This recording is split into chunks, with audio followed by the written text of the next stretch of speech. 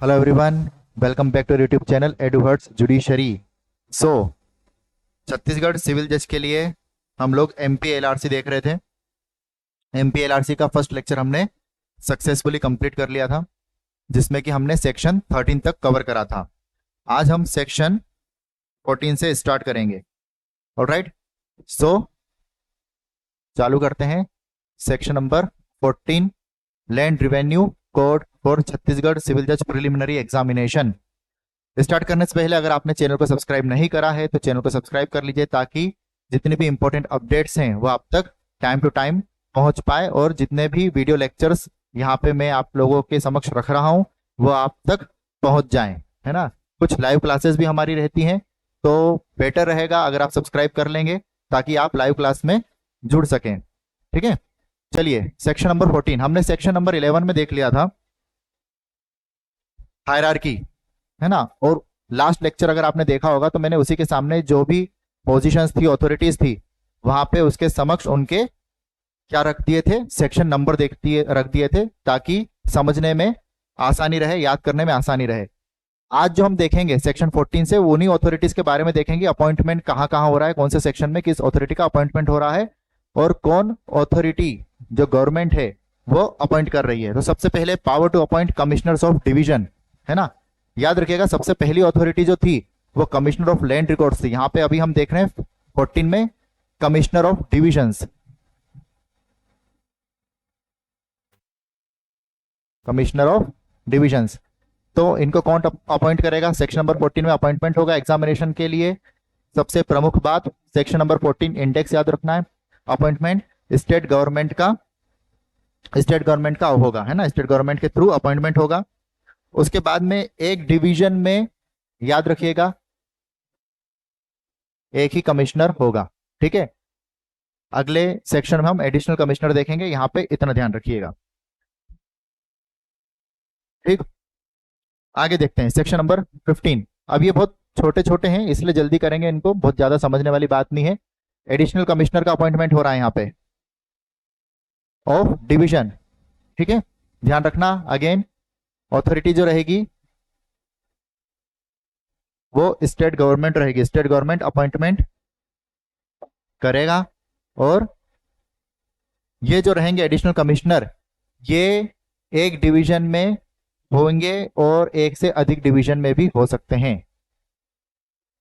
मतलब अगर division A B C है तो ए के बन सकते हैं एडिशनल कमिश्नर, और उसके साथ साथ बी और सी के भी बन सकते हैं एट द सेम टाइम, है ना। यहां पे लिखा है सब सेक्शन 1 में, द स्टेट गवर्नमेंट में appoint an additional commissioner in a division और इन 2 और मोर डिवीजन। एक से ज्यादा या 2 से ज्यादा डिवीजन में भी उनका अपॉइंटमेंट हो सकता है। तो इस पॉइंट को याद रखिएगा, कमिश्नर अपने डिवीजन में एक ही रहेगा, लेकिन जो एडिशनल कमिश्नर हैं वो क्या हो सकते हैं, एक एडिशनल कमिश्नर 2 या 2 से ज्यादा डिवीजन में काम कर सकता है, अपॉइंट हो सकता है। ठीक है, अब यहाँ पे जो इनके फंक्शंस हैं या अथॉरिटीज हैं कि किस तरह से इनको काम करना है, ये 2 लोग निर्धारित कर सकते हैं, स्टेट गवर्नमेंट और कमिश्नर। स्टेट गवर्नमेंट बाय एक जनरल ऑर्डर जो है उसको नोटिफाई करेगा और उनको ऑथराइज्ड करेगा कि आपको इस एक्ट के तहत ये फंक्शंस हैं, इनको क्या करना है, एग्जीक्यूट करना है, ये ड्यूटीज आपकी हैं, इसका आपको निर्वहन करना है। वहीं कमिश्नर भी एक रिटर्न ऑर्डर इशू करके उनके ऊपर कुछ क्या कर सकता है, ड्यूटीज इंपोज कर सकता है इस एक्ट के तहत। या फिर जो कमिश्नर के हाथों में ड्यूटीज हैं, जो फंक्शंस उसको एक्सक्लूसिवली प्रोवाइड करे गए हैं, वो यहाँ पे इनके ऊपर डेलीगेट कर सकता है। ठीक है, ये 2 चीजें हैं, ये ध्यान रखिएगा।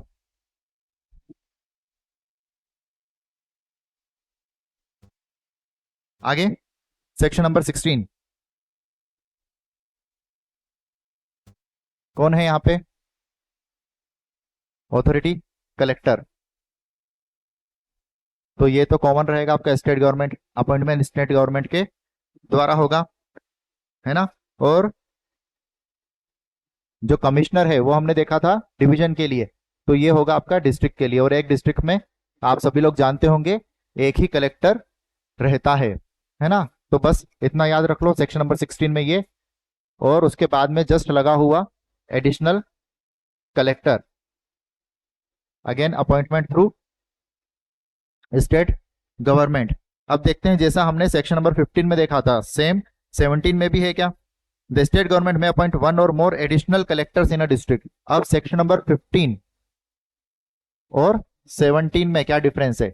15 में हमने देखा था कि एक एडिशनल कमिश्नर जो है वो दूसरे डिवीजन में भी काम कर सकता है, उसका अपॉइंटमेंट हो सकता है। वेयर एज 17 में जो एडिशनल कलेक्टर की बात करी गई है, तो यहां पे क्या बोला गया है कि एक एडिशनल कलेक्टर जो है वो क्या हो सकता है,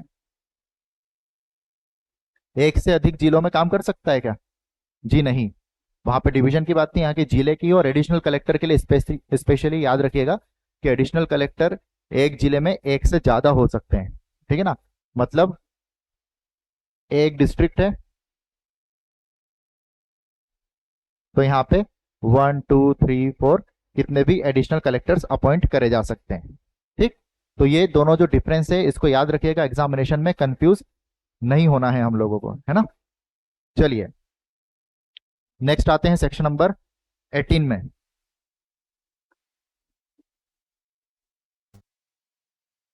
section number 18 appointment and powers of assistant collector, joint collector and deputy collector. ये हमने लास्ट लेक्चर में बहुत अच्छे से समझा था, इनकी हायरार्की और इनको साथ में प्लेस क्यों करा गया है, और सब डिविजनल ऑफिसर जो रहते हैं उनको इनसे ऊपर क्यों प्लेसमेंट दी गई है, ठीक है ना। वो भी हमने समझा था। तो एक बार अगर आप लोगों ने वो लेक्चर नहीं देखा है तो उस लेक्चर को भी आप लोग देख लीजिए, लाइव क्लास थी वो, आपको यूट्यूब पे चैनल पे जाके मिल जाएगी। नहीं मिलती है तो आप कमेंट बॉक्स में बताइए, मैं लिंक प्रोवाइड करा दूंगा। चलिए, तो यहाँ पे अगेन एक डिस्ट्रिक्ट के लिए state government,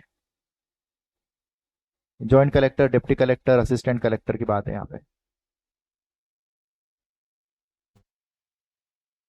state government collector जहां पे वर्ड यूज हो रहा है तो वहां पे डिस्ट्रिक्ट वर्ड याद रखना है हमको। तो एक जिले के लिए स्टेट गवर्नमेंट कितने ही एन नंबर ऑफ पर्सन्स, जितने उसको जरूरी लगते हैं उनका अपॉइंटमेंट कर सकती है, ठीक, क्लियर। और वो जो रह सकते हैं वो आपके कोई से भी रैंक के रह सकते हैं, assistant collector, joint collector, deputy collector, कोई भी रैंक प्रोवाइड कराई जा सकती है। असिस्टेंट कलेक्टर के लिए यहाँ पे 2 रैंक्स दी गई हैं, ग्रेड की बात करी गई है, कभी इसको डिटेल में डिस्कस करेंगे। फर्स्ट और सेकंड ग्रेड असिस्टेंट कलेक्टर क्या होते हैं, ठीक है।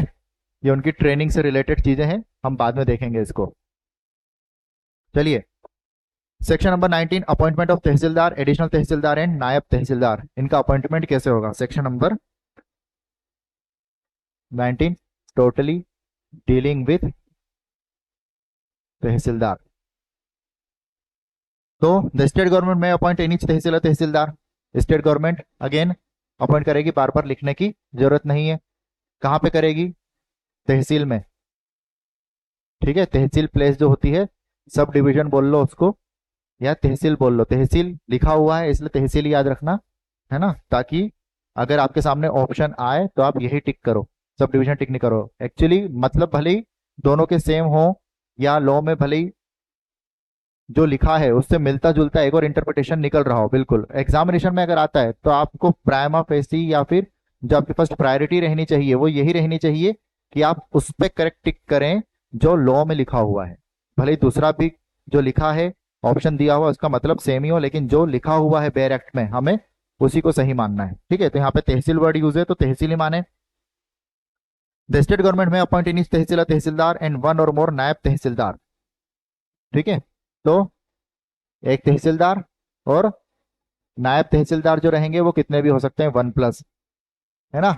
स्टेट गवर्नमेंट एक से ज्यादा नायब तहसीलदार का अपॉइंटमेंट कर सकती है। आगे स्टेट गवर्नमेंट में अपॉइंट वन और मोर एडिशनल तहसीलदार इन तहसील, ठीक है। जैसे ये हमने देखा इससे ही मिलता जुलता एडिशनल तहसीलदार भी एक से ज्यादा हो सकते हैं, 1+। एंड कन्फर्ड और imposed on tehsildar by under this code by under any other information for the time in force the collector of the district में बाय ऑर्डर, ठीक है। अब इनका अपॉइंटमेंट हो गया एडिशनल तहसीलदार का। अब क्या होगा, जो भी ड्यूटीज तहसीलदार के ऊपर इम्पोज करी गई है इस एक्ट के तहत, तहसीलदार के ऊपर दी गई है इस एक्ट में, उनका कन्फर्मेंट एडिशनल तहसीलदार के ऊपर हो जाएगा कि आपको ये फंक्शंस परफॉर्म करना है, ये ड्यूटीज आपको एग्जीक्यूट करनी है। और ये कौन करेगा? जो कलेक्टर रहेगा। कलेक्टर डिटरमाइन करेगा क्या क्या काम करने हैं और किस तरह से करने हैं, ठीक है ना, एडिशनल तहसीलदार के द्वारा। क्लियर? चलिए, अगर आप लोग टेस्ट सीरीज देख रहे हैं छत्तीसगढ़ के लिए तो लिंक मैं डिस्क्रिप्शन बॉक्स में दे दूंगा। ऐप की लिंक है, क्लिक करिए, सीधे आप टेस्ट पे पहुंच जाएंगे, ऐप डाउनलोड हो जाएगी और आप इनरोल करके टेस्ट सीरीज ज्वाइन कर सकते हैं। डिस्क्रिप्शन मैं हर वीडियो में देता हूं, इसमें फिर भी आपको शॉर्टली बता देता हूं।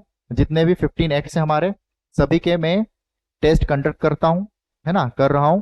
किस तरह से होंगे कि जैसे ये लेक्चर हुआ इसके बाद में एक टेस्ट मुझे जैसा भी समझ आएगा 10 क्वेश्चन या 15 क्वेश्चन का, वो मैं असाइन करूंगा। उसके बाद में आपके इसी तरीके से सारे पूरे 15 एक्ट्स कवर होंगे। एट द लास्ट आपको 10 FLT प्रोवाइड कराई जाएगी 100 क्वेश्चंस की। ठीक है, हमारा जो पैटर्न रहेगा वो बिल्कुल छत्तीसगढ़ एग्जामिनेशन से मिलता जुलता ही रहेगा। तो आप ये कर सकते हैं, बहुत अच्छा रिवीजन का आपका सोर्स है। अगर इन एंड ऑल देखें तो 50+ टेस्ट तो लगभग आपको मिल जाएंगे, 15 एक्ट के मिला के लगभग 50+ हो जाएंगे, है ना। तो आप चाहें तो ये टेस्ट सीरीज ले सकते हैं, एनरोल कर सकते हैं। चलिए next,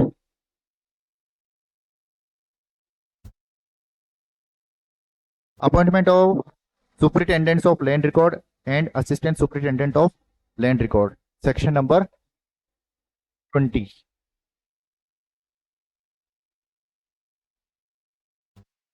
superintendent of land record and assistant, again वही वाली बात आ गई, स्टेट गवर्नमेंट अपॉइंट करेगा, हर एक जिले में होगा। यहाँ पे वर्ड है डिस्ट्रिक्ट, है ना। ये मत समझना कि तहसीलदार वाले प्रोविजन के बाद में इसको डाला गया तो तहसील से रिलेटेड है, हमें डिस्ट्रिक्ट याद रखनी है यहाँ पे। As may appoint to each district as many person as it thinks fit to superintendent of land record and assistant, कितने भी हो सकते हैं ना। ये सुपरिटेंडेंट ऑफ लैंड रिकॉर्ड और assistant superintendent of land record कितने भी हो सकते हैं, 1+, ये भी 1+, है ना, कितने भी हो सकते हैं। आगे द सुपरिटेंडेंट असिस्टेंट, ठीक है, उनको जो ड्यूटी इस कोड में दी गई है वो उनको एग्जीक्यूट करनी है, इसके आगे ये कहा गया है। चलिए, अदर ऑफिसर्स, जो भी स्टेट गवर्नमेंट को जरूरी लगता है इस एक्ट में जो दिए गए हैं उसके अतिरिक्त कुछ ऑफिसर्स की यहाँ पे हेल्प लेनी चाहिए या उनको ड्यूटीज असाइन करनी चाहिए, तो सेक्शन नंबर 21 में वो असाइन कर सकती है और उनका सबऑर्डिनेशन डिसाइड कर सकती है, बस इतना कहा गया है। सेक्शन नंबर 22, सब डिविजनल ऑफिसर, ठीक, SDO।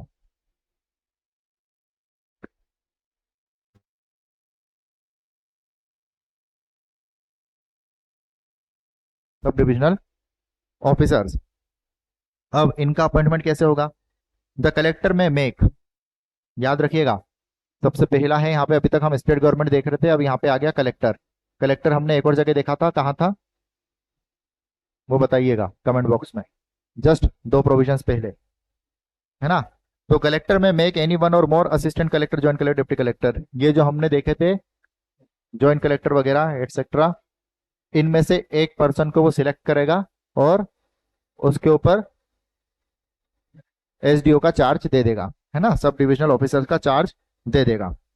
In charge of one और मोर sub division of the district, तो जो भी SDO रहेंगे ये क्या 1+ सब डिविजन जो हैं डिस्ट्रिक्ट के, एक डिस्ट्रिक्ट में जो सब डिविजन होते हैं, जरूरी नहीं एक SDO है तो उसके पास में एक ही सब डिविजन रहेगा, एक से ज्यादा भी रह सकते हैं ना, तो उसका इंचार्ज बना देगा, सब डिविजन का इंचार्ज बना देगा कलेक्टर। ठीक, बस इतना ध्यान रखना और कुछ नहीं, कलेक्टर रहेगा और जो सब डिविजन रहेगा वो एक से अधिक सब डिविजन का इंचार्ज रह सकता है। आगे देखते हैं, सबऑर्डिनेशन ऑफ रेवेन्यू ऑफिसर्स, अब इनके जो सबऑर्डिनेशन है वो सेक्शन नंबर 23 में बताए गए हैं। ठीक है, तो स्टेट वाइज बताया गया है। सबसे पहले, unless the collector otherwise directs every revenue officer in a sub division shall subordinate to the sub divisional officer. Sub division में जो SDO साहब रहेंगे उनके अधीन जितने भी, उनके अधीन नहीं, ऐसा समझो कि जो SDO साहब रहेंगे, है ना, सब डिवीजन में, और जितने भी दूसरे ऑफिसर्स वहां पे काम कर रहे हैं वो सब इनके अधीनस्थ रहेंगे, सबऑर्डिनेशन में रहेंगे। And naib tahsildar in tahsil shall be subordinate to the tahsildar. और तहसील में जो तहसीलदार साहब हैं उनके अधीनस्थ कौन रहेगा? नायब तहसीलदार। जितने भी काम करेंगे वो सब इनके सबऑर्डिनेशन में रहेंगे, ठीक है ना। तो ये भी एक सबऑर्डिनेशन ही हुआ, ठीक है। नायब तहसीलदार किसके सबऑर्डिनेशन में है? तहसीलदार के। और तहसीलदार किसके सबऑर्डिनेशन में होगा? फिर एसडीओ के। ये प्रैक्टिकल बात है, इस सेक्शन में नहीं लिखी है। आगे देखते हैं। Conferred by state government of powers of revenue officers on officials and other person, ठीक है। ये बस इतनी बात बोल रहा है कि कोई भी दूसरा गवर्नमेंट का अधिकारी या कोई ऐसा पर्सन है जहाँ की स्टेट गवर्नमेंट को लगता है कि इसके ऊपर हमें इस कोड के तहत जो भी ऑफिसर्स को पावर दी गई है वो कन्फर करनी है, तो वो एक नोटिफिकेशन के थ्रू पावर कन्फर कर सकती है। The state government may confer on any assistant collector tehsildar tehsildar the power conferred by this code on revenue officer of a higher grade, ठीक है। पावर्स एक्सरसाइजेबल ऑन ट्रांसफर, ठीक है। सेक्शन नंबर 25 ट्रांसफर की बात कर रहे हैं। एक रेवेन्यू ऑफिसर है जो अपनी पावर्स एग्जीक्यूट कर रहा है, उसका ट्रांसफर हो जाता है, तो ऐसी कंडीशन में क्या होगा? यहाँ पे बस ये कहा गया है कि सपोज करें एग्जांपल के तौर पे उसके पास सेकंड ग्रेड की पावर है ना, जो वो एंजॉय कर रहा था, उसका ट्रांसफर हो गया है दूसरे जगह पे, सेम प्लेस, मतलब जो उसका जुरिस्डिक्शन है लगभग वो सेम ही है ना, सेम जुरिस्डिक्शन है दूसरे प्लेस की भी, तो वो इसी ग्रेड पे वहां पे काम करेगा, यही उसकी पावर्स रहेंगी वहां पे भी, या फिर इससे प्लस, मिनिमम ये या फिर प्लस, है ना, इक्वल और हायर। देख लेते हैं, पढ़ लेते हैं इसको। If any revenue officer who has been invested with any of the powers under this code in any tahsil और डिस्ट्रिक्ट, दोनों जगह की बात करी गई है, is transfer to any equal और हायर ऑफिस, सेम जगह पे या फिर हायर ऑफिस पे ट्रांसफर हुआ है उसका, मतलब प्रमोशन के साथ में ट्रांसफर हुआ है या फिर विदाउट प्रमोशन ट्रांसफर हुआ है, of the same nature in any other tahsil और district, he shall unless the state government otherwise direct, अगर स्टेट गवर्नमेंट कुछ नोटिफिकेशन के थ्रू या ऑर्डर के थ्रू अदरवाइज बोलती है, उस कंडीशन को, उस परिस्थिति को छोड़ के क्या होगा? Exercise the same power under this code in such other tahsil और डिस्ट्रिक्ट, सेम पावर एंजॉय करेगा वो, ठीक है ना। लास्ट सेक्शन इस चैप्टर का, collector in case of temporary vacancy, section number 26 collector in case of temporary vacancy. अब अगर कलेक्टर है किसी ऐसी स्थिति में अपना काम नहीं कर पा रहा है, जैसे बीमार हो गया या फिर उसकी मृत्यु हो गई, है ना, तो क्या होगा? The officer who is temporary placed in charge of the current duties of the collector shall held to be collector. जिस भी ऑफिसर को टेम्पररीली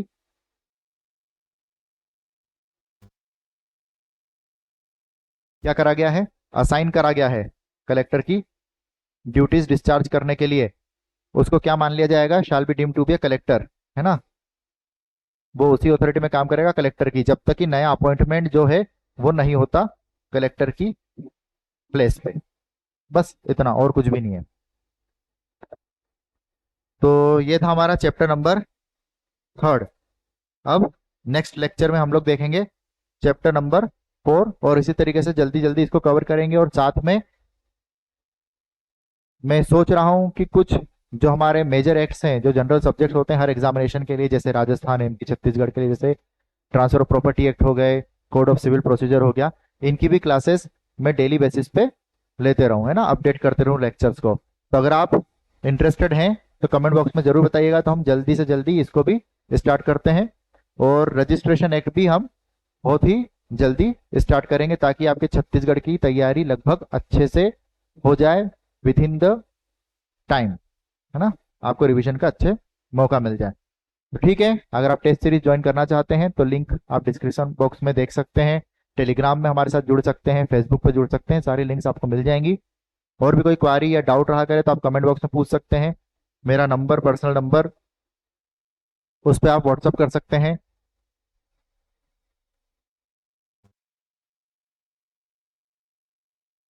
ठीक है, तो मिलते हैं नेक्स्ट क्लास में। पढ़ते रहिए, टेस्ट अटेम्प्ट करिए और अपना ध्यान रखिए। Thank you so much.